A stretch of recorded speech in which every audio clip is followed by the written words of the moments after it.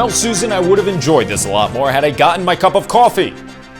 We apologize to the 17 of you actually watching the 2022 Winter Olympics as we interrupt your programming to bring you this breaking news update from the Fantasy News Network.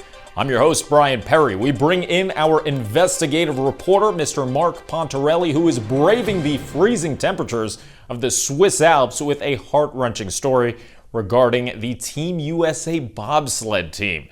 First off, Mark, are you there? I'm here, Brian, and thank you so much for responding so quickly. Oh, absolutely. But based on your wardrobe, I can tell it's pretty cold out in Switzerland. You are in front of the Matterhorn mountain. Are things okay? Unfortunately not, Brian. There seems to be a bit of a turf war here on the grounds of the Matterhorn. As we know, the 2022 Winter Olympics have already ensued, but we have just learned that the USA Bobsled team has been attacked by a giant Yeti. It seems that whilst the team was practicing their bobsled runs, a giant mythical beast known as the Yeti attacked the team, nearly knocking them off the mountain and sustaining some pretty intense injuries. Oh, this is terrible. I mean, what insane timing. What a tragedy. Did the Olympians know that these creatures lived on the mountain? Well, Brian, it seems that this is where the story actually takes a very different turn. It seems that the Olympians were fully aware of the Yeti clan's presence. I, for one, tried to get a personal interview with Gutenberger, the head of the Yeti clan. I have a question for him! But I was not able to get that interview. But Gutenberger did come out with a statement earlier this morning.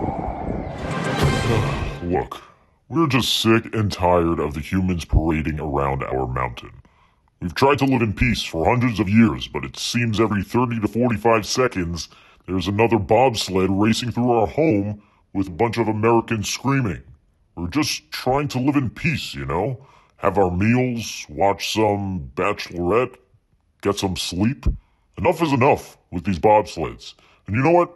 Quite frankly, I couldn't care less that it was the American bobsled team we ambushed. It's our home, and we have a right to protect it.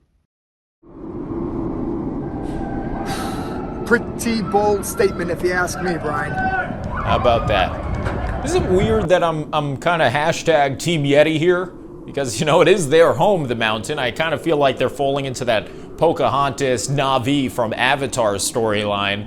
What's next for this situation? Well, Brian, it would appear that the Olympic team refuses to make any comments on their actions at the Matterhorn. But if you ask me, if I were practicing bobsledding for the Winter Olympics, I would practice elsewhere, or else you might find yourself in the attack of a Yeti clan. Mr. Mark Pontarelli reporting. Great job, pal. You too, Brian. Please, stay safe out there. Also, go Team USA.